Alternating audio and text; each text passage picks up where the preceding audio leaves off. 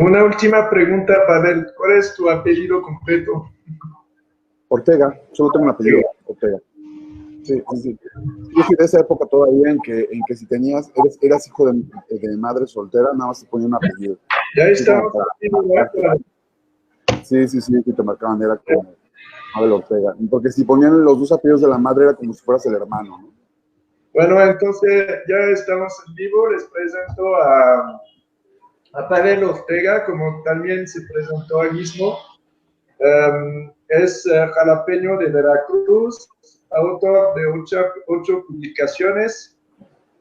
Dentro de estas está el Principito, que está publicado por la Cifra, está el Señor K, del cual tiene 3 volúmenes, y el último que estamos presentando aquí, Don K, que son actualmente 4 publicaciones. Estudio teatro y es autodidacta de ilustrador. Es muy valioso por mí, que soy también arquitecta. Después hace 5 años, ya estoy por el que soy actualmente 4. Alguien tiene el volumen, ¿no?, de teatro y en su página de Facebook. ¿Sí? Dejó hace 5 años el teatro para dedicarse a tiempo completo al cómics y a la publicación de Duncan. Bueno, pues, querido amigo Duncan,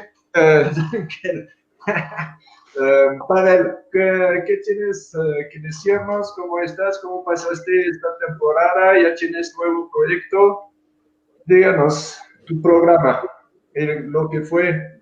Pues, mira, yo la verdad, dicen, bueno, ¿cómo vives la cuarentena? Yo la verdad sí creo que vivo en cuarentena, o sea, no noto mucha diferencia de mi vida ahora con lo que era la cuarentena. Obviamente cuando voy a comprar en algún lugar o a hacer un envío a correos, pues te piden que te pongas la mascarilla y cosas de esas, pero en general el trabajo de hacer historietas es un trabajo muy solitario. Los que lo hacen seguramente lo conocen, ¿no? El hecho de estar sentado poniendo tu música con unos folios en blanco y un lapicero y tratando de sacar historias de páginas en blanco. Es un trabajo muy solitario y muy agradable también, o sea, porque es el único punto en el cual tienes el control absoluto, no como en la vida, que sales y no sabes con qué te vas a encontrar, o agarras un periódico y te das cuenta de todas las cosas que pasan y dices, este mundo está lleno de locos.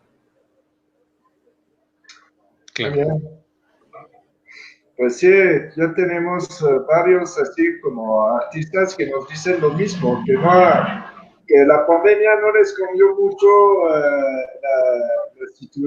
su situación y que no les preocupaba mucho porque ellos de cualquier modo quedan en su casa dibujando, pintando, encerrados. Ya como Italia Candela que nos hizo el mismo comentario, o desde también que estaba hablando con ella desde el empezó y que me decía esto mismo. Sí, vas. Sí, y lo disfruto mucho porque como ahora también pues hay muchas cosas que ya no puedes buscar afuera, que a fuerza tienes que estar en tu nicho, en tu guarida, en tu cueva. Pues eso me da más tiempo para escribir. Escribo muchísimo más ahora y de hecho normalmente llevo 2 o 3 proyectos al mismo tiempo y en esta ocasión estoy haciendo casi como 3 o 4. Estoy haciendo, bueno, Danka la tengo parada porque tengo impresos ya los 4 números, iba a ser hace 5 números, pero el cuarto salió este año y lo presentamos en la Mole, ahí nos vimos, y bueno, ahí quedó el número 4 y dije, bueno, mira, no voy a mover estos libros al número 4 porque al no haber convenciones, no haber eventos, en dónde los voy a vender, y en línea se vende, pero muy tímidamente. No somos Panini o no somos es algo muy sencillo, entonces vamos vendiendo 2 o 3 a la semana, a veces 6, pero es muy, muy poco lo que está vendiendo, va vendiéndose por fortuna constante, pero no en volumen. Entonces, los guardo para el año que viene o para cuando empiecen a haber eventos, tal vez en la feria de del libro de Guadalajara, ahí vayamos a tenerlo. Entonces me estoy enfocando más a crear otros proyectos que no tienen nada que ver con Danca, precisamente para aprovechar las convocatorias de los concursos de cómic. Ahorita mismo estoy haciendo un proyecto un proyecto nuevo para el concurso de Pura Pinche Fortaleza que organizan ahí los de Pura Pinche Fortaleza con Santarriaga. Y estoy haciendo 2 tiras cómicas, estoy haciendo Pastanaga, que ya voy por el 3er año de estar haciendo Pastanaga en mi página, y acaba de salir un personaje de la misma tira cómica de Pastanaga que se llama Nina, y con el cual estoy haciendo una serie que se llama Yo tuve infancia, que es un personaje de cómic que tiene su propio canal de YouTube, en el cual pues habla de sus cosas, desde entrevistar a personajes de mascotas de cereales como el Tigre Toño, como el Choco Crispies o al Osito Bimbo, y está muy padre porque pues me ayuda como a desfogar todas esas cosas que luego rondan por mi cabeza con respecto a la comida chatarra y a la infancia, lo que tuvimos como infancia, como las caricaturas de He-Man y todo ese tipo de cosas que en realidad eran comerciales de juguetes, ¿no? Claro. Muy bien. Por lo que nos platicas, concibes que el oficio de hacer historieta o cómic es un oficio para el que le gusta estar solo. Es un oficio solitario. Sí, es muy padre porque, por ejemplo, cuando tú haces como música o haces teatro o haces cine, que las 3 cosas las he hecho, pues dependes de muchas cosas, dependes de un iluminador, de un técnico, de un editor. En algún momento me planteé hacer cine también, estudié teatro, cuando también necesitas un iluminador, un técnico de que te ponga la música, que te ponga la luz. En la música igual, ¿no? Tocas en un grupo, a menos que te grabes tú solo, pero aún así, a pesar de todo, necesitas a alguien. Yo no digo que en el cómic no necesites a alguien, Claro. porque obviamente necesitas muchas otras cosas, pero casi todo lo puedes crear tú solo. O sea, tú te iluminas, entonces tus tramas y te iluminas. Entonces tu casting, decides cuáles van a ser tus personajes, los pruebas hasta que por fin los pules. Yo, por ejemplo, las primeras tiras cómicas a mí siempre me dan vergüenza, porque siempre digo, es que apenas estoy buscando como el personaje, ¿no? Como un actor. Pero al final es un trabajo muy solitario. Y una cosa que me gusta mucho, que con respecto al teatro, que es una cosa que yo hice muchos años, es que en el teatro estás trabajando muy para el presente, o sea, muy para el que te está viendo en ese momento. Hablo del teatro convencional, no del cine, ¿no? El cine es otra cosa, o la televisión, las telenovelas, todo eso. Pero en el cómic estás dibujando para alguien que te va a leer quizá en el futuro y no sabes hasta cuándo. Por ejemplo, todavía seguimos leyendo cómics de Winsor McCay y de Perry, ¿no? Y ya murieron hace muchísimo tiempo, ¿no? Con Crazy Cat y Little Nemo. En fin, y es el mismo cómic, o sea, sí, a veces se tienen que restaurar un poco las planchas, pero al final es el mismo cómic. En cambio, en el teatro no. En el teatro y cualquier arte escénico es lo que ocurre en ese momento, y aunque lo veas en una pantalla, el filtro de la pantalla te limita mucho la perspectiva de lo que realmente está ocurriendo ahí para el que lo está viviendo, ¿no? Muy bien. Y hoy en día existe una división aparente en los creadores de cómics entre los que trabajan a la vieja escuela, que primero ilustran a mano alzada y entintan, y aunque haya una postproducción después, no la palabra contra tal vez sería adecuada, sino al lado de los que nace el cómic en formato digital al 100%, es decir, que están trazando en la tableta Wacom y de ahí se va todo a línea, sin que haya en la fase de producción no haya papel de por medio y no haya ni grafito ni tinta. Hay una discusión muy importante que no tiene veredicto final de cuál es la mejor manera de producir cómics. Obviamente los editores dicen, bueno, a mí entrégame un formato digital, cómo lo produces no me importa, lo que me importa es que me entregues algo que yo pueda reproducir, y hoy en día el formato de salida es digital. Pero en tu manera de ver yo creo que la mejor manera de dibujar es un sketchbook, ¿no? Bueno, yo al respecto de eso, por ejemplo, mirando hacia el pasado, por ejemplo, Osamu Tezuka, que produjo una cantidad, pero, o sea, no sé, en su vida llegó a dibujar como 70,000 páginas, las hizo todas sobre papel. Sí, a mí me dicen, no, es que es más rápido con la Wacom, pero yo la verdad, pues yo normalmente puedo hacer 4 páginas bien terminadas en un día. O sea, si hay un guión, en un día puedo hacerte 4 páginas. Luego las escaneo y luego es muy aproximado a lo que yo puedo pulir o hacer o arreglar obviamente pides el tiempo de escaneo, que sí es a veces como muy aburrido estar ahí, ¿no? Y pasar la página, ¿no? Y depende de la calidad. Pero fuera de eso, yo conozco gente que trabaja con una tableta y que no es capaz de hacerte una página en una semana, ¿no?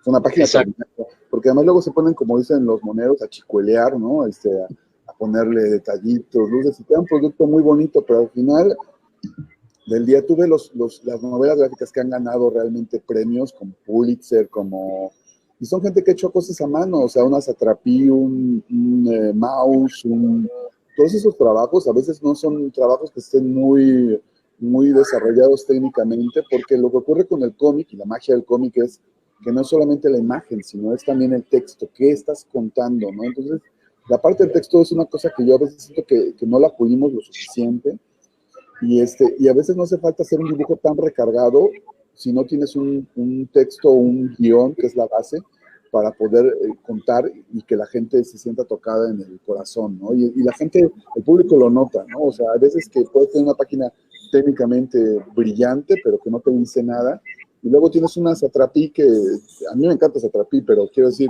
que sus diseños son muy simples y que te atrapa porque lo que te está contando es algo que conecta con algo que a ti te ha pasado, con la discriminación, con lo que tú quieras, ¿no?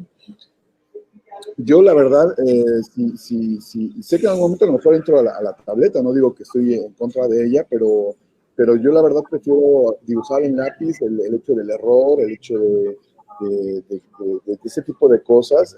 Incluso ahora con la tecnología se pueden arreglar los errores, cualquier tipo de errores es fácil, puedes dibujar en lo que quieras, puedes dibujar en una servilleta y escanearlo y que te quede un trabajo que nadie va a notar que fue hecho en una servilleta, o puede ser parte de tu misma narrativa el hecho de que hayas dibujado en una servilleta. Entonces, no hay límites, ¿no? O sea, como que el lugar y cómo lo haces no es tan importante como qué es lo que estás explicando y si estás ayudando a algo, ¿no? Informando o comunicando algo, ¿no? Yo creo que lo que estás comunicando, el contenido siempre va a ser más importante que la cuestión estética. Hablo del cómic, ¿no?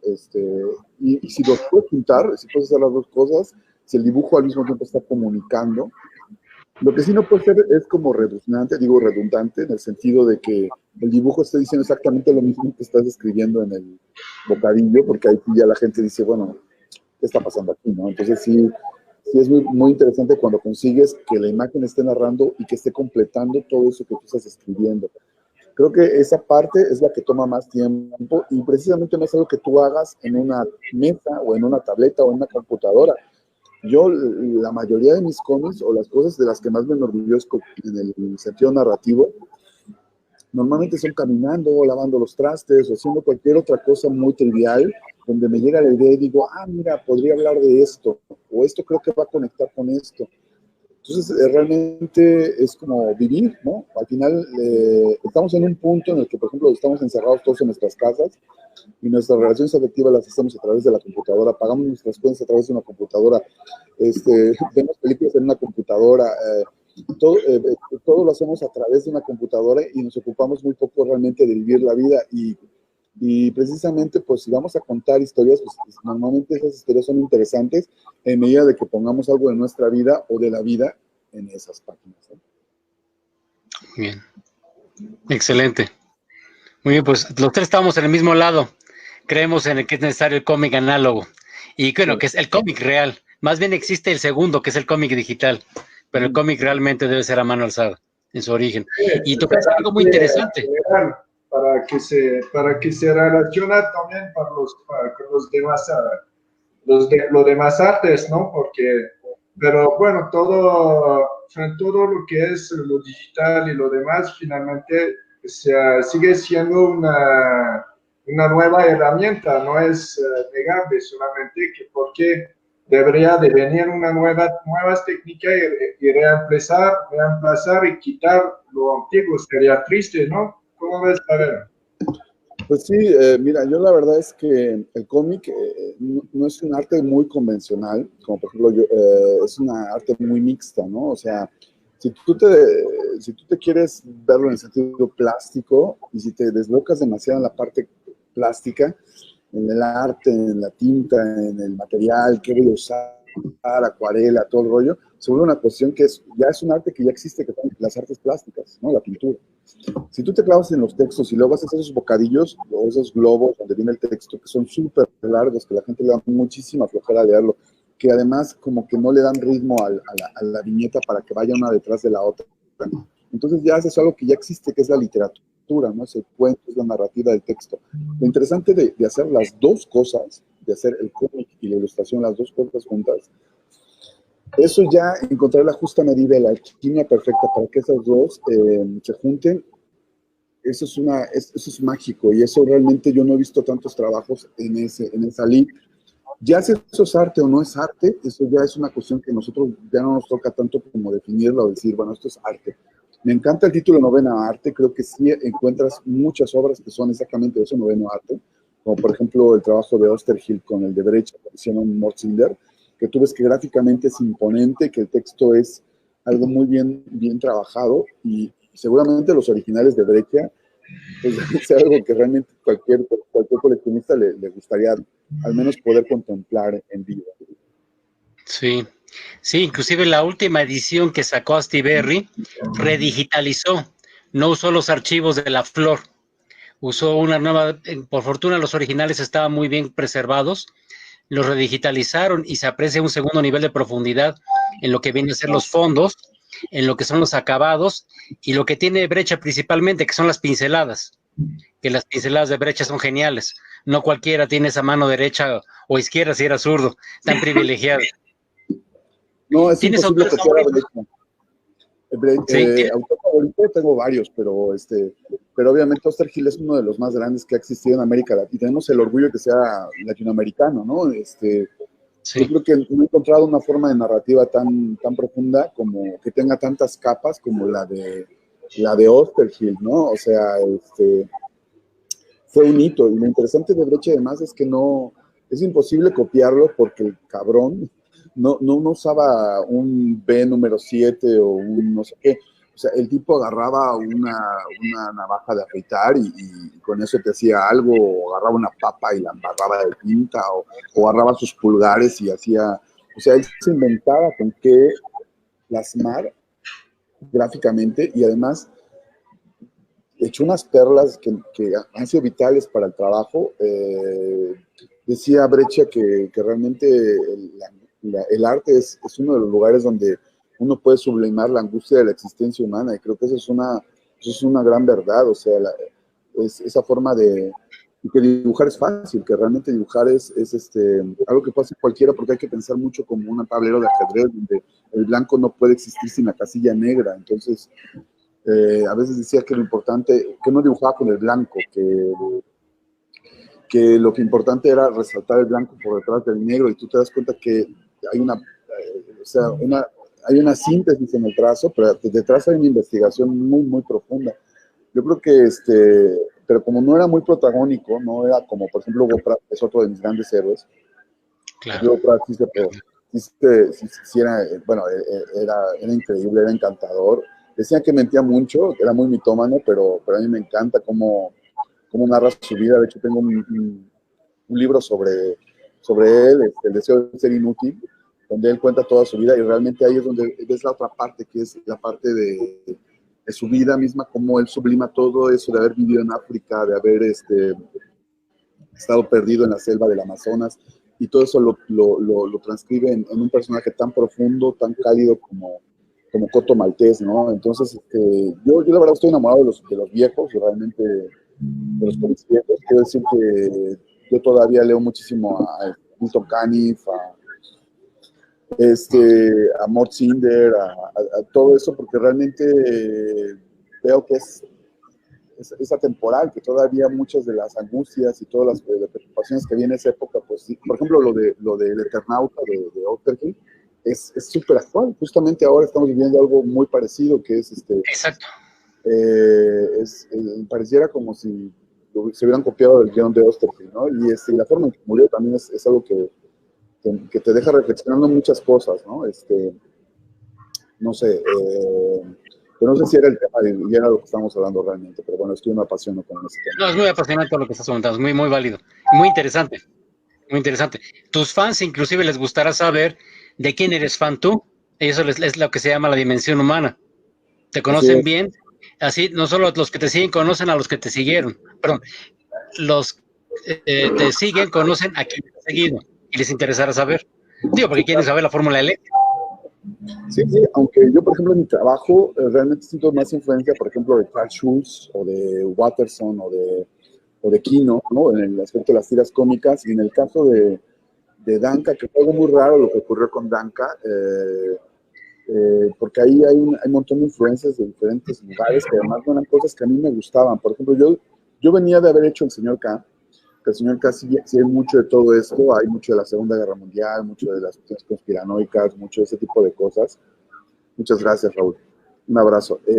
Y como que me di cuenta que eso a lo mejor no era tan interesante o tan atractivo para las nuevas generaciones, que son más del manga.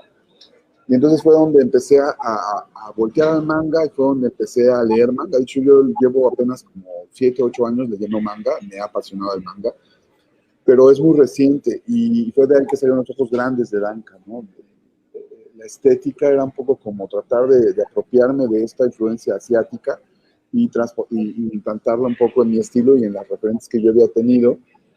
Y fue así como surgió Danka y funcionó. O sea, en un micro, quiero decir, en el trabajo nacional, que tú saques 1000 ejemplares de tu producto y que se vendan, quiero decir que ya no te quede ninguno y que tengas que hacer una reedición. En el circuito alternativo, quiero decir, sin ni siquiera la publicidad de una película, sin un videojuego, sin publicidad pagada, sin muchas cosas. Esas son cosas que saludos, Edu, que para mí fue un gran logro haber vendido todos esos ejemplares de Danka y de haberle podido dar una continuidad a ese proyecto, sacar uno al año.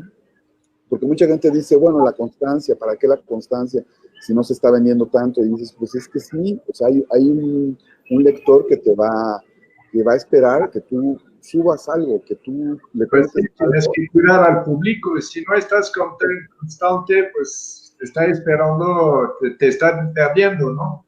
Exacto, o sea, tienes un compromiso. Tú tienes un compromiso a quién le estás hablando, qué es lo que le estás contando y sobre todo la constancia. Yo creo que lo más importante siempre, por más talento que tengas, es la constancia. Porque, pues puedes hacer algo... También sirve mucho a que no dejas de que evolucionas también. Porque siguiendo dibujando, se mejora el dibujo, ¿no? Porque claro, he visto muchos artistas ilustrador que empezaron con un dibujo pobre, ideas así mitigadas, pero con la constancia y el tiempo desarrollaron talentos extraordinarios. Sí, por ejemplo, tú ves el trabajo de Schulz, de Carlitos, Snoopy, en Peanuts, y tú ves las primeras tiras y ves un trabajo muy simple, pero luego con los años, o sea, tú piensas que hizo la misma tira durante 50 años, la mitad de un siglo. Y ese círculo que es Charlie Brown, no es un círculo perfecto, es un círculo que solamente él podría haber creado en su cabeza y creó un estilo dentro de su propia estética. Y lo mismo ocurre, yo también noto eso. Yo, por ejemplo, veo trabajos míos de hace 1 año, 2 años, y la verdad es que a veces me da un poco de vergüenza. Digo, realmente ahora dibujo un poco mejor y nunca estoy satisfecho realmente con el trabajo que hago porque por fortuna siempre estoy pensando en cómo tiene que mejorarse, y creo que es parte de crecer, porque si te sientes cómodo con lo que estás haciendo y te asientas en eso y te quedas en tu zona de confort, ya no evolucionas como creador, o sea, te quedas en una cuestión que es una repetición constante y que tarde o que temprano, pues la gente se cansa, se aburre y dice, pues, lo voy a otro lado, ¿no? Porque ya no... Sí, eso es maravilloso del artista, ¿no? Que puede, es un trabajo evolutivo constantemente, ¿no? Así no es. es como, sí tiene como lo suyo que estás muy, como dices, a ti no te conviene la pandemia, lo que espantaría a mucha gente, ¿no? Que todos los horarios, todo el tiempo que pasas allá en tu mesa de trabajo a dibujar y todo, me imagino hasta que es un misterio para muchos, pero adentro del misterio es un modo de vida, ¿no? Y hay mucha evolución, todavía hay muchas libertad, ¿no? Tu talento, lo puedes transformar totalmente. Mantendrías como un dibujo, un cierto dibujo, un estilo que pues es tu identidad a través de tu expresión, pero estaba pensando en Del Crisi, le puedes hacer, de lo que estás dibujando, puedes intervenirlo al infinito. No, de Creci es un maestrazo, yo creo que es muy poco conocido en México, pero la verdad es que es uno de los grandes maestros. Yo, una cosa que en mi método de trabajo... Es todo maestro del arte mixto, ¿eh? Sí, no, pues yo, en mi método de trabajo, por ejemplo, que no es algo que recomiende, o sea, quiero decir, a mí me funciona, pero no sé si pueda funcionar para cualquiera, es que yo nunca trabajo con guión, o sea, yo no tengo un texto ya escrito antes de ponerme a dibujar. O sea, yo voy improvisando conforme voy avanzando el cómic. O sea, no existe un solo guión de Danka de ninguno de los números. El cómic que estoy haciendo actualmente no hay un guión tampoco. O sea, son cosas que voy resolviendo a medida o sea, sí tengo la historia como en mi cabeza de cuál es el punto A y cuál es el punto B y el camino, pero los detalles que son lo que enriquecen a la historia realmente no lo tengo y voy improvisando mucho. Y ahí es donde entra la magia de que cuando un personaje me dice, no, es que yo no haría esto, o no, es que esto no puede ocurrir así, porque la gente va a tomarlo de esta manera, vamos a probar de esta manera. Y es un poco como en el cine cuando ocurren ese tipo de frases como la de lo sé de Harrison Ford en El Imperio Contraataca, que ahí los fans de Star Wars me van a aplaudir, que es mágico, que es cuando te das cuenta que el personaje tiene vida y que él también toma sus propias decisiones por encima del autor, ¿no? Y esa parte de la improvisación me ha funcionado hasta el momento. Sí hay una angustia terrible porque luego no sabes cómo va a acabar, como que tú vas poniendo cositas al guiso, al pastel y no sabes cómo va a terminar.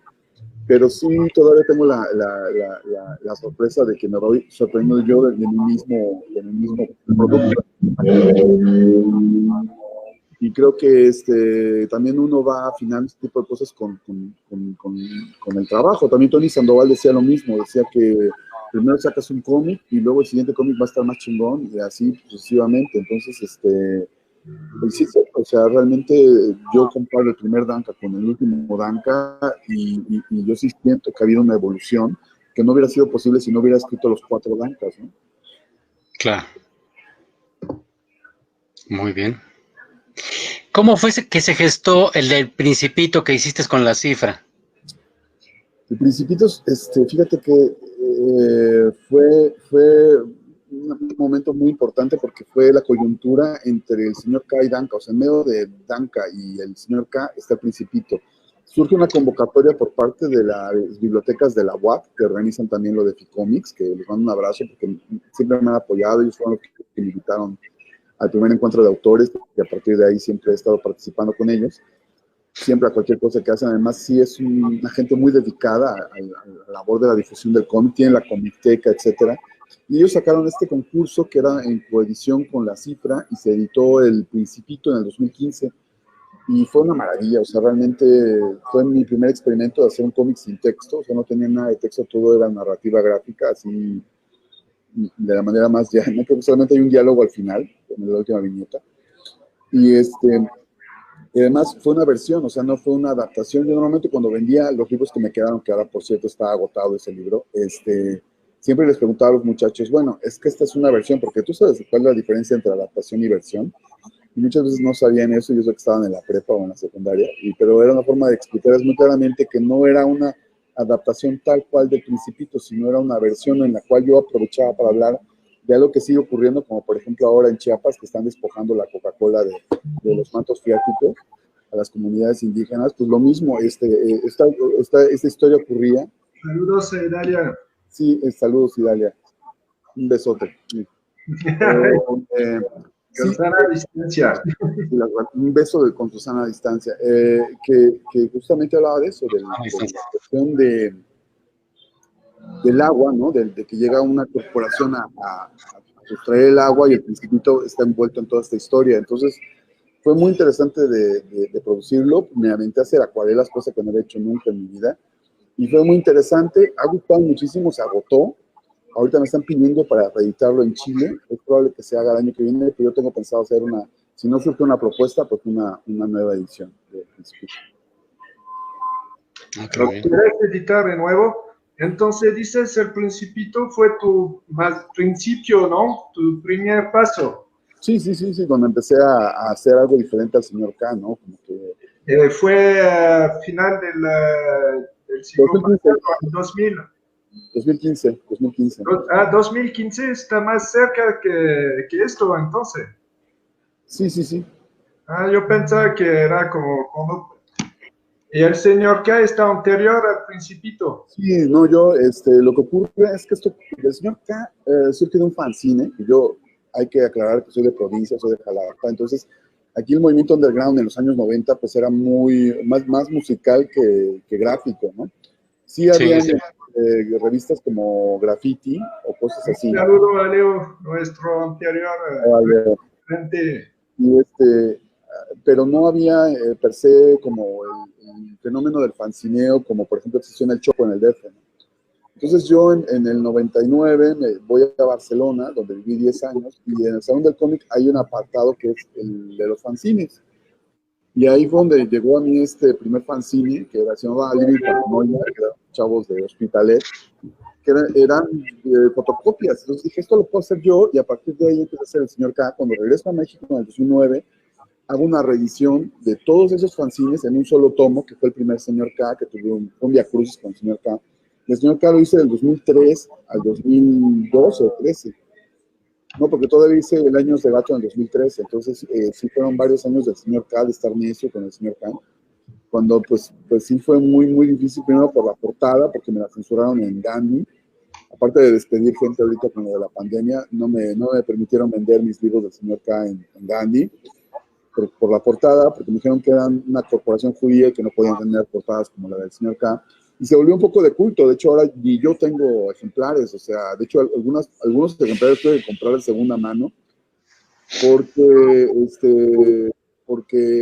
entre la persona que invirtió en eso y que acabaron en un lado y en otro, se imprimieron 3,000 ejemplares, estoy hablando del 2009, no se sabe dónde acabaron los números unos del señor K, y se volvió un poco de culto. O sea, hay gente que sí me los ha encargado desde España o desde otros países, porque sí era una historia bastante interesante, pero más allá de eso, pues sí fue romper con todo esto y empezar con mi nueva etapa como autor mexicano con Blanca. Yo creo que ahí fue donde ya empecé a ver qué le interesaba a la gente, como ya escribirle a otra persona, no tanto hacia mí mismo, no hablarme o platicarme de cosas que me interesaban, que por fortuna también le interesaban a un montón de gente bastante loca igual que yo. Sí, es muy interesante, señor K. Cuando lo tuvimos en tienda, porque se nos agotó recientemente, mucha gente lo encontraba y decía, lo he estado buscando por 5 años, sí, o 4 años, y aquí estaba. Sí, se volvió de culto. O sea, en tiendas de pulgas luego de repente están, o sea, es una cosa muy padre. De hecho, los fanzines en España vi que los coleccionaban, o sea, de hecho, valían muchísimo más de lo que yo los vendí en su momento. Estoy hablando del 2004, 2005, o sea, y se volvió de culto el señor K. No sé si lo voy a reeditar alguna vez, porque es un libro muy difícil de reeditar, son casi 400 páginas, y yo en esa época estaba muy enamorado del estilo de Robert Crumb, entonces tenía muchos saturados, sí, muy blanco y negro, y era totalmente lo que llaman ahora políticamente incorrecto, tenía un humor muy negro, muy tipo Fontana Rosa, y no sé si ahora se entendería, pero sí se volvió como una pieza ahí como rara que está ahí en mi haber. Yo creo que en algún momento, pues, si a alguien le interesa, pues se reeditará. Son 2 tomos de 400 páginas. Hay uno que es de 80 o 90, que es El Años de Gato, que es la infancia del señor K, que justamente es como una referencia a la juventud de Corto Maltés. De hecho, lo hice un poco como en ese tenor, Sí. solo que yo ahí metí 5 historias muy cortitas, de 15 páginas cada una, con detalles de la infancia y adolescencia del señor K en la Segunda Guerra Mundial. Como de la Segunda Guerra Mundial, ya me brinqué una...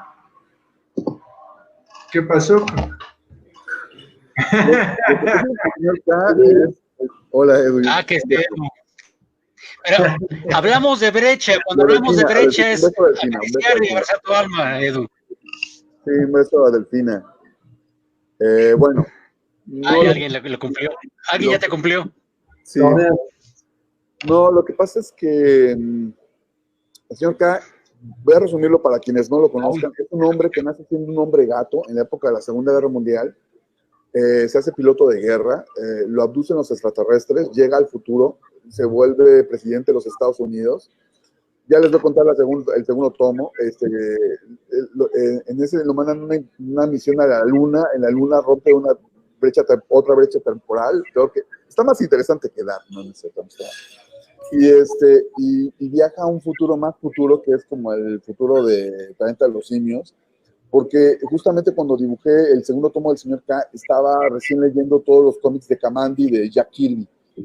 Maravillosos. Sí, no, yo con Jack Kirby, fíjate que el primer cómic que vi cuando tenía 4 años era un Cuatro Fantásticos de Jack Kirby, ¿no? Y no sabía lo que me había impactado hasta que encontré esos cómics de Kamandi y del Cuarto Mundo de Jack Kirby. Me encantaba esa forma de narrar, esa forma tan desenfadada que aprendió justamente mucho, y a todo el mundo está dando besos, me encanta porque hay mucho amor y mucho cariño en este premio. Y entonces a partir de ahí fue que surgió el número 2 que era un homenaje de mi parte a Jack Kirby justamente en el segundo tomo, donde agarro muchas referencias de cómics de Jack Kirby como el Kamandi en este viaje, y ahí se encuentra el por qué el señor K es un hombre, mitad gato, que si no lo han leído y si todavía hay ejemplares por ahí, pues consigan, es el señor K número 2.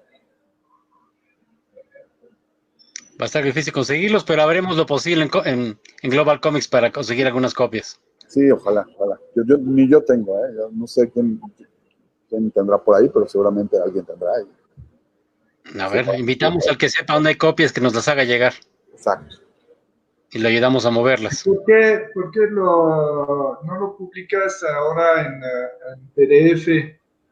¿No te parecería bien tenerlo así para no tener la necesidad de volverlo a imprimir y de volver a tratar de venderlo así en la feria u otras cosas?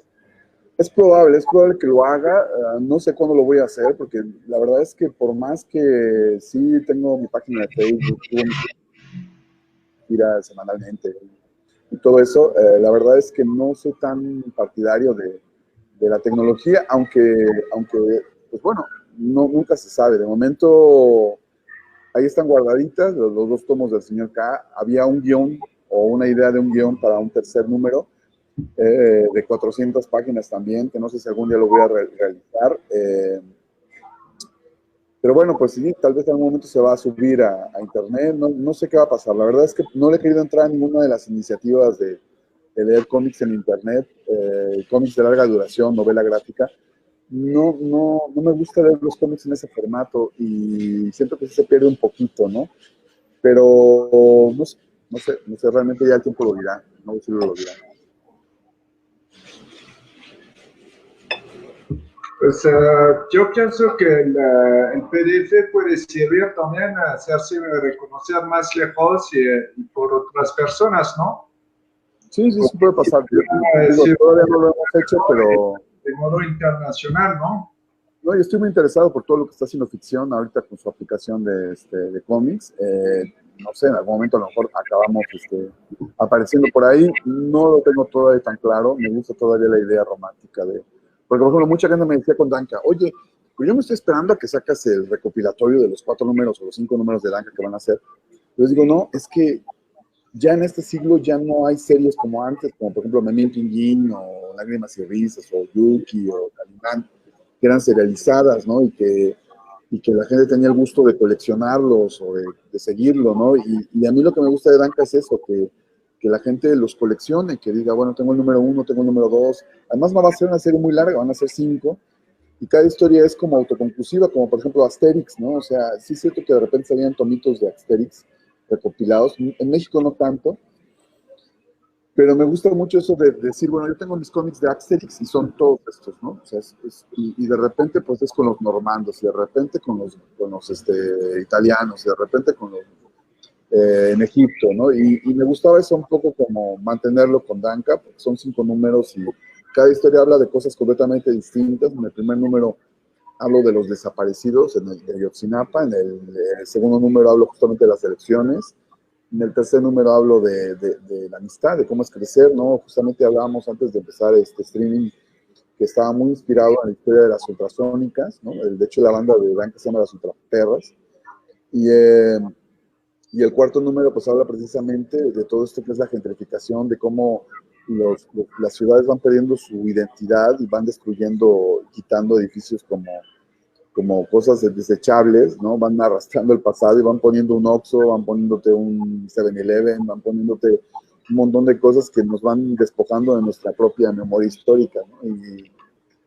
Un poco, además el villano en el cuarto número, para que se animen, es Bolsonaro también. Entonces, está muy divertido porque muchas cosas que dibujé en el número 4 y en el número 2, por ejemplo, que fueron de cosas que ocurrieron justamente en el año que los hice, como en el caso de las elecciones o en el caso ahorita de toda la destrucción que ha hecho Bolsonaro en Brasil. Esto es debido también a que nos decía hace un rato entre nosotros que de la manera de cómo construyes o sea, cómo trabajas, ¿no? Es decir, sí. no empezás con un texto predestinado, solamente vas fluyendo según la marcha, ¿no? Y va coincidiendo con muchas cosas que van pasando, como con los Simpsons, ¿no? De que de repente dicen, mira, los Simpsons latinaron, pero es que te dejas exacto como tú dices, ir en ese tipo de energía y como que ya tu subconsciente va haciendo su cálculo y dice, pues esto es lo que va a pasar, ¿no? Y el número 4 no creí que realmente le fuera a atinar tanto también, porque sí es una cuestión muy apocalíptica que estamos viviendo hoy en día también, y pues bueno, aprovechando el comercial, pues ahí cómprenlo, está el número 4 justamente ahí, está en Global, ahí lo puedo ver en la pantalla con Eric, y así es. hay que conseguirlo y van a ver que muchas cosas sí coincidieron con este año, ¿no? Antes de que se agote. Antes de que se agote. Sí, son ediciones limitadas. Sí, son limitadas, cada uno son de 1000 ejemplares y no se crean, se están acabando. Estoy viendo que sí estoy vendiendo aproximadamente 1000 ejemplares al año. ¡Qué bueno! No es lo que vendían en ni Calimán, pero bueno. Es decir, que el cómic mexicano todavía está de pies. Lo pensábamos acabado por el estadounidense, pero no, aquí están. No, bueno, nosotros vivimos, como dice el meme, nosotros hemos vivido siempre en crisis, entonces ya sabemos cómo resistir. Lo viste ya cómo están cayendo los gigantes, ¿no? Cómo está cayendo DC, cómo está cayendo Dark Horse, cómo está cayendo todos esos elefantes o vacas sagradas, ¿no? Del cómic. Sí, están en problemas. Todo el mundo está en problemas ahorita en el mundo. Sí, en todas las industrias, en todos los ámbitos, y el cómic no fue excepción. Así es. Pues es una industria más frágil que muchas otras, pero pues como parece que todo es frágil, como ves, lo que la mayoría de las empresas de aeronaval están cayendo, no saben, están pidiendo fondos millonarios allá por todo lado. Ya estaba viendo en la mañana que la aerolínea de Portugal, pues no va a existir. Pues va a tener, esta pandemia va a tener mucha repercusión, esperamos para bien, para mucho, puede ser que ya tengamos un adelanto de casi 5 años por la pandemia en la reconversión ecológica de la humanidad. Sí, así es. Yo digo esto porque leí un artículo sobre París, en el cual la pandemia va a tener un efecto de esta proporción de años de adelantos por las bicicletas, la circulación en París en bicicleta. Entonces, pues podemos esperar otras cosas. Hablando con amigos, me dijeron, no esperas muchas cosas de esto en este sentido, porque en Francia ya una semana después todos estaban afuera sin tapaboca. Bueno, pues vamos a ver pronto el rebrote y la realidad de que la gente no está tan responsables. No se cuidan y a fuerza se quieren mezclar y a fuerza quieren estar en medio de un montón de gente, como pues finalmente estamos bien en casa, ¿no? Pero yo al principio tuve dificultades como entrar en este mood de estar tranquilo, pero a lo largo pues empezás a apreciar de estar tranquilo, también la calma de la ciudad que estaba vacía, espantoso al principio, pero pues al final lo ves así, que o sea, lo que más me espanta es de ver a regresar toda la circulación, la polución y todo esto. Sí, yo creo que esto es una experiencia que obviamente pues nos sirve para reflexionar muchísimas cosas, ¿no? Y sobre todo con nosotros mismos. Al mismo tiempo, el hecho de pasar tiempo con uno, pues te ayuda a conocerte un poco mejor porque, bueno, los querían aprovechar un poco para esa parte como introspectiva, ¿no? Porque habrá otros que se van hinchado a ver series en Netflix o en algún otro lado y a lo mejor siguen evadiendo, pero el hecho de estar en soledad y conocerse uno y aprender a quererse uno mismo y a verse en su dimensión, ni por arriba ni por abajo, siempre es una experiencia bastante interesante. Es muy interesante también ver pues el cielo azul, ¿no? Ya no ver las nubes tan llenas de polución, aunque desgraciadamente la gente sigue tirando los cubrebocas en la calle como si fueran confeti, pero bueno, todo este plástico, todo este unicel de comida para llevar, como que también bastante irresponsable y es muy duro, pero a pesar de eso, pues bueno, yo sí, me ha ayudado para reflexionar también muchísimas cosas y espero que la gente pues también lo haya aprovechado para eso. ¿Tú crees que esta contingencia afectará creativamente el contenido de Danca 5? No creo, no creo, pero sí, de hecho sí está afectando el proyecto con el que voy a participar en Pura Pinche Fortaleza, porque muchas de las cosas que ocurrieron este año las estoy aprovechando para meterlas dentro de ese cómic. En el de Danca no, porque aunque no trae con guión, tenía muy claro qué tema iba a ser para cada uno. Obviamente tiene mucho que ver porque todo lo que está pasando ahorita ya son cosas que han aparecido en el número 4. Espero que no la tiene demasiado con el 5 porque sí está un poquito medio más oscuro, pero ya está, ya estaba pensado. De hecho, podría haberlo escrito este año, pero te digo que este año lo decidí tomar sabático de Danca, no de dibujar, de Danca. De hecho, creo que ahora estoy dibujando más que el año pasado, que ningún otro año. Y, y pues bueno, no, el número de Danca sí ya es un número 5 ya que concluye ya toda la saga. No sé si después habrá un Danca 6, yo lo dejo también un poco abierto por si pudiera ocurrir, pero de momento creo que los trabajos tienen que tener como ciclos, porque luego también pues te encasillas y también una cosa que decía mucho Brecha es que uno se vuelve preso o presidiario de su propio estilo, ¿no? Entonces, a mí sí me gusta siempre como probar cosas diferentes, ¿no? Porque siempre está como el desafío. La tira cómica es muy bonita en el sentido de poder como encontrar dentro del mismo cómic, el mismo gag, diferentes formas de enfocarlo, pero la historieta siempre es una página en blanco en la cual siempre puedes encontrar mil cosas que ni siquiera sabías que eras capaz de poder narrar, y eso es algo que no puedo, aunque no exista una industria, aunque todo se vaya abajo, aunque solamente lo puedo enseñar a 4 o 5 amigos, es algo que no, cuando ya estás enfermo de hacer cómics, pues, no lo vas a dejar, ¿no? Muy bien. Sí, esta historia de los del grupo de música de Danca, ¿no? Las Ultraterras.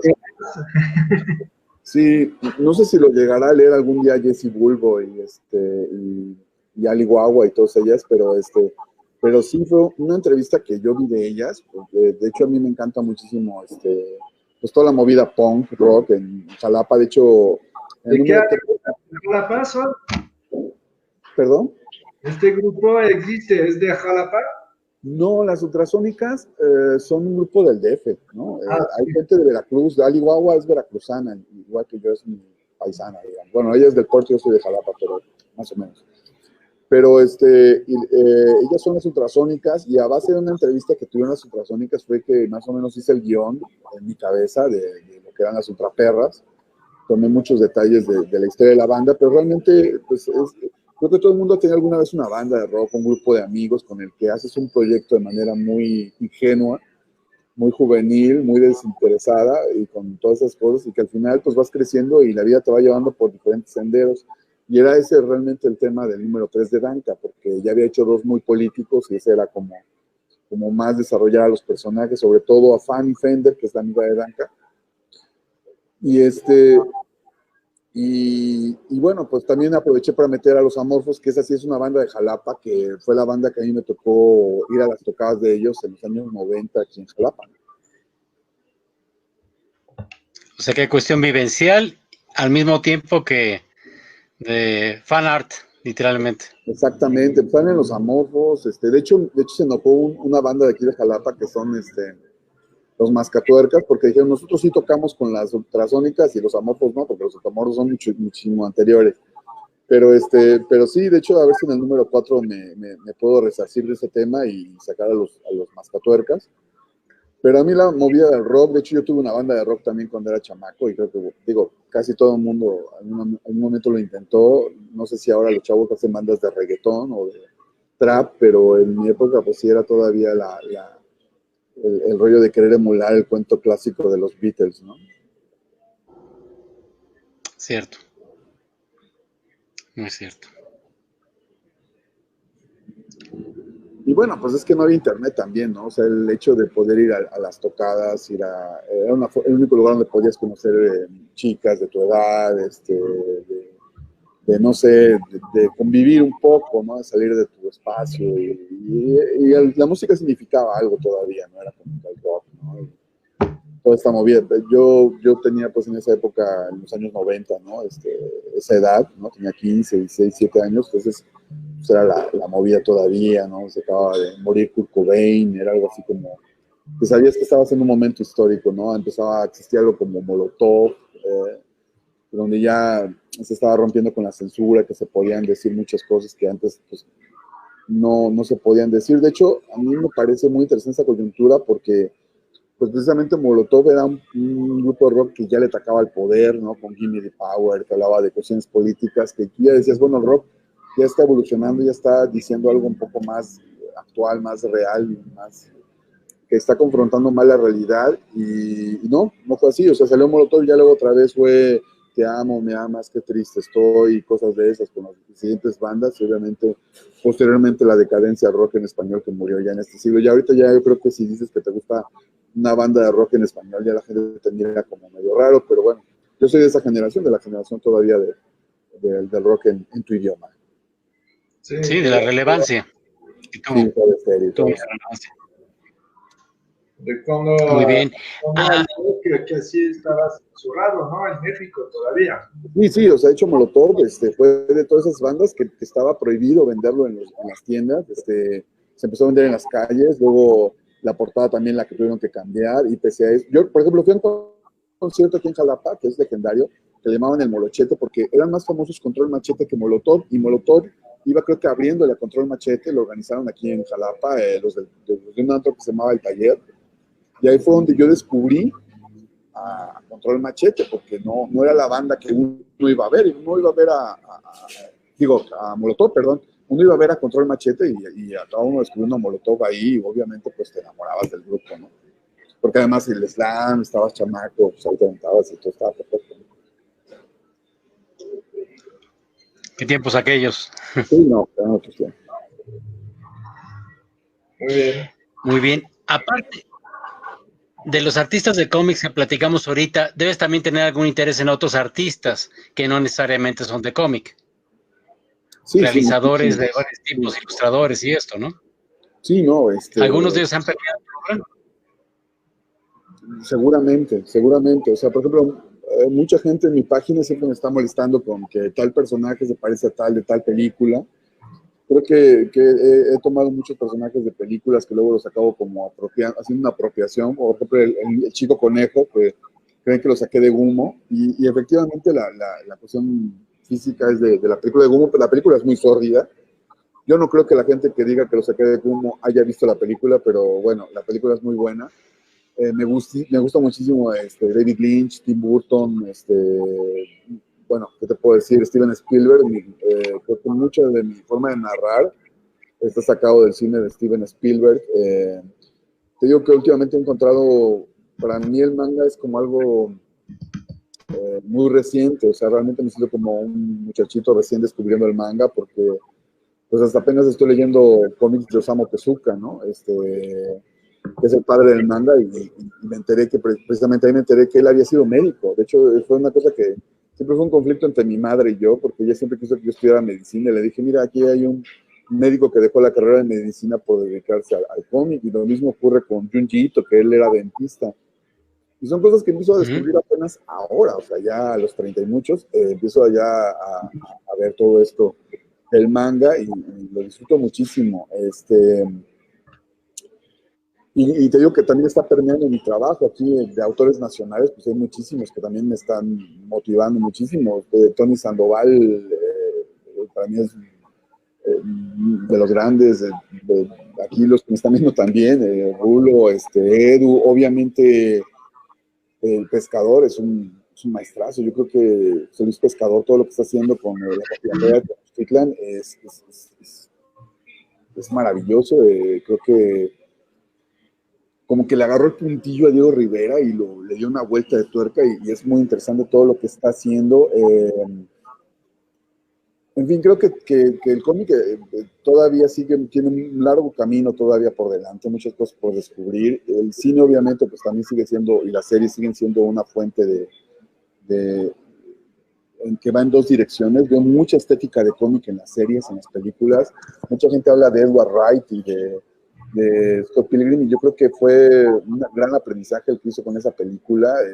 Todo lo que sacó de Scott Pilgrim y lo tradujo en el cine, y ahora ya lo ves tan común, ya todo el mundo utiliza ese tipo de formas de narrativa que está totalmente sacado del cómic, de ese efecto de cómo pasa la página, de poner onomatopeyas, pero la forma en que las pone, todo eso es un romance muy grande, ¿no? Y creo que también, como decía Gantuz, el Homo Videns, que es lo que está ocurriendo ahora, este fenómeno de que la gente necesita lo visual, y eso es algo que conecta muy, muy claramente con nuestros ancestros, ¿no? El hecho de plasmar imágenes en las cavernas, en las pirámides, es algo que no se va a acabar nunca, y creo que eso, nosotros como consumidores, como creadores de imágenes, pues estamos sumergidos en esa corriente en la cual vamos pues nutriéndonos, y al mismo tiempo pues dejando algún camino que a lo mejor le puede servir a alguien que viene atrás, y que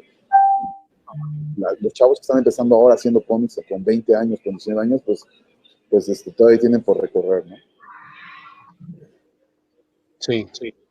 Has tocado algo muy importante en esta entrevista, que es un tema que se usa poco, es sobre cómo el cómic es no solo de largo aliento, creativamente hablando, sino en su difusión y en su longevidad. Cuando mencionas a Wilson McKay y cuando mencionas hasta Brecha, hablamos de gente que dejó de respirar hace décadas. Sí. Y es lo fascinante, saber y de poder decir que alguien sigue siendo vigente para nuevas generaciones. No sabemos cuál es la generación que va a tener mucho más presente a Danka, a lo mejor en 50 años. Sí, es a lo mejor en 50 años es un evento conmemorativo. Bueno, en 45 un evento conmemorativo por el 50 aniversario de Danka. Y es que el creador de cómic sabe cuándo él crea, no sabe hasta cuándo será leído, ni qué generación es la que lo tenga más presente. No, a mí lo que me gusta, por ejemplo, ya en mi microcosmos aquí en Jalapa, pues es de que ya empezaron a haber muchos más muchachos que están haciendo narrativa gráfica, que me dicen, no, es que yo te veía en tal expo de aquí de Jalapa, ¿no? Exponemex, y vender tus cómics del señor Kai de Danka, y entonces yo vi que a partir de ahí que sí era posible hacer, y es así como también yo empecé, y creo que que eso es bonito cuando vas dejando un camino y empieza a hacer algo que no está tan jalado de los pelos, o sea, que realmente, pues yo te digo, cuando yo era niño, o sea, era algo impensable, incluso pensar en la novela gráfica, o sea, lo más grande que yo había visto pues era Rius, y Rius sí es muy interesante todo el género que él creó y todo lo que hizo, pero la novela gráfica como Mouse o como Epiléptico, como Persepolis, son cosas que yo tuve que buscar saliendo de mi ciudad, ¿no?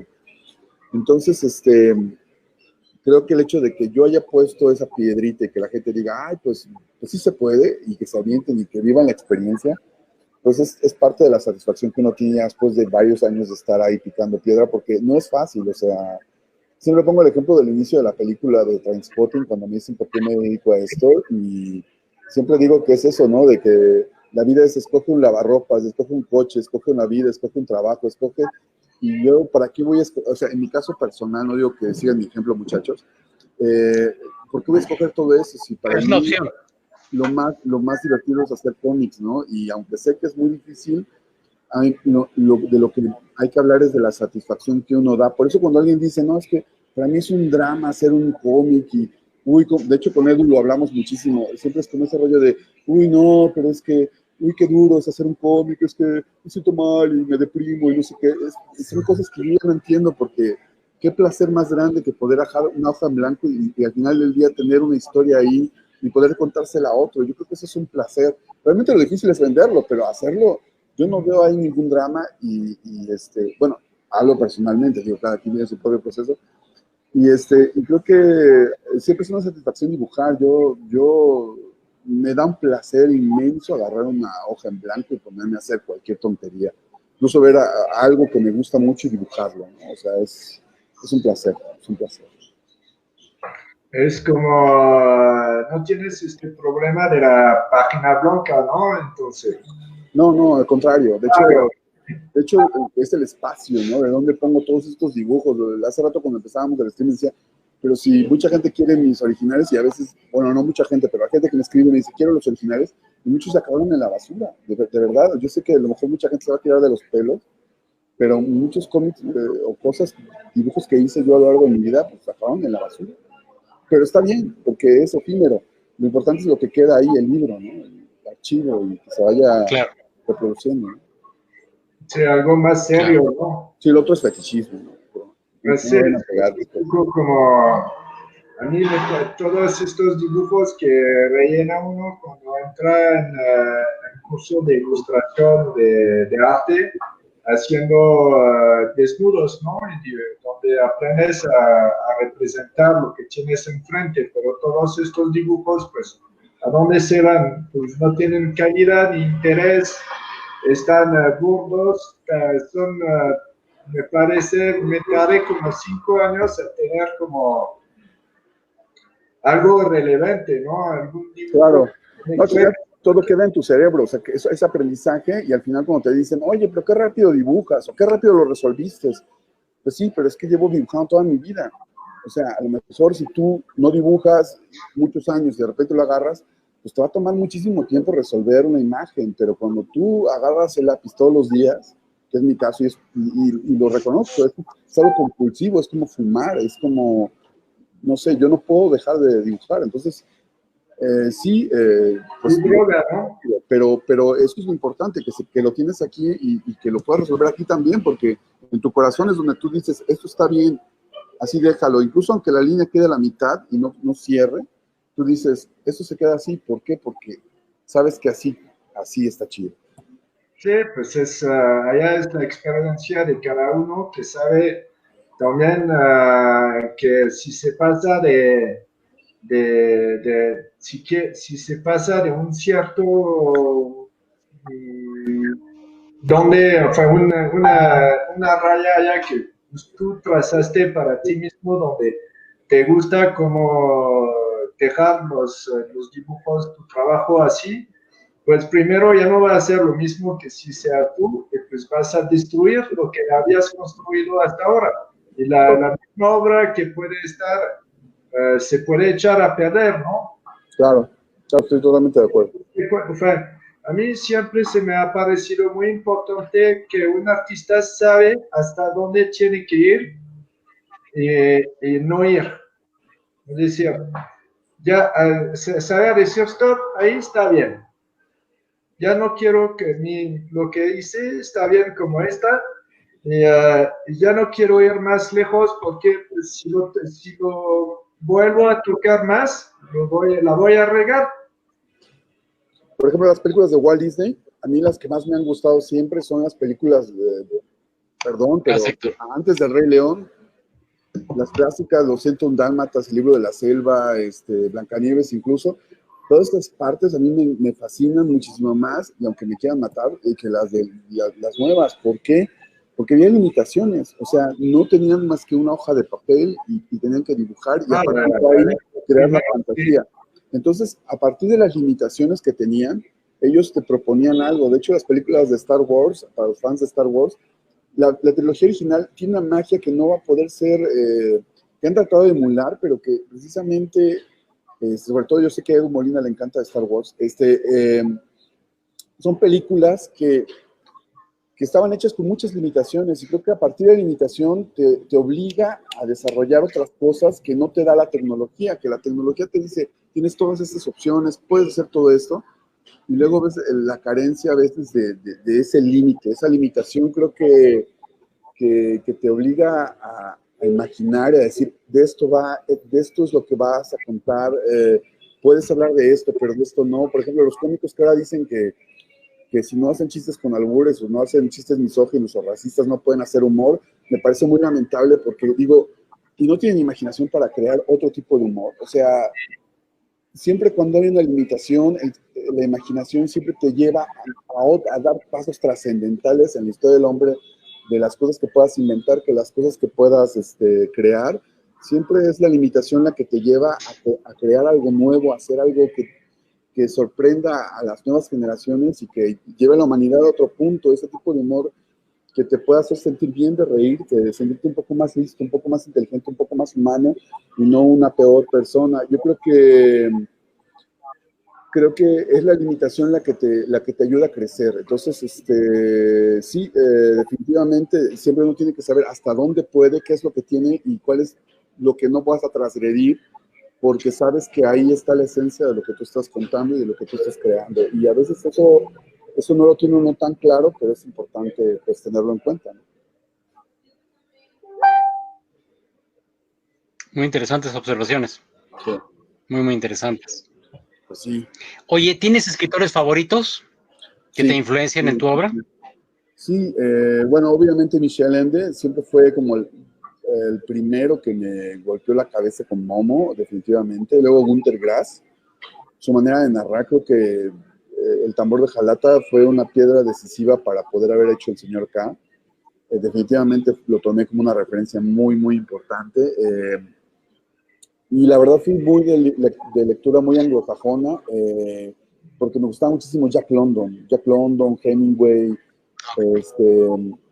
eran autores que yo luego, Stevenson, que luego vi en Corto Maltés, por ejemplo, todas esas referencias muy marineras, muy de la aventura, de que ellos decían que no había, la única forma de escribir una buena historia era precisamente habiendo sufrido todo ese tipo de cosas. Y luego cuando lees las biografías de Jack London y todos ellos, son apasionantes y fueron escritores que a mí me impactaron muchísimo.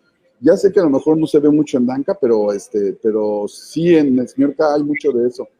Y realmente me ha apasionado mucho este tipo de literatura. También leo mucha poesía.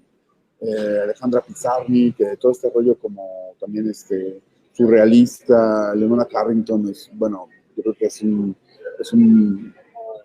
una piedra angular también de mucho de la cultura y de las artes contemporáneas, y todavía se siguen viendo ecos de todo ese tipo de trabajo.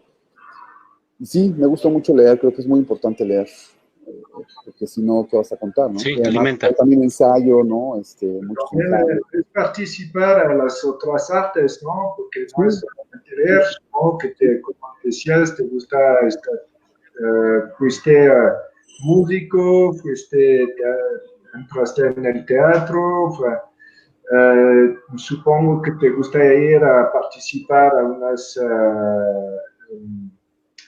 en galería, unas como presentación de obras, ¿no? Sí, de hecho tengo una obra en títeres que se llama Donde está marcada la X, que la llegué a montar en inglés, que la original es Where the Cross is Made, que es de Eugene O'Neill, y de hecho muchos titiriteros como que se separaron de pestañas porque dijeron, ¿cómo vas a montar una obra de teatro con títeres? Y la monté. Con esa me gané un premio Fonca, una beca Fonca con la que hice una gira por europea, y justamente por eso la monté en inglés y en español. Y creo que es de las pocas obras con las que llegué a dar como más de 300 funciones. Y ahí aprendí muchísimo con esa obra, Where the Cross is Made, de Eugene O'Neill.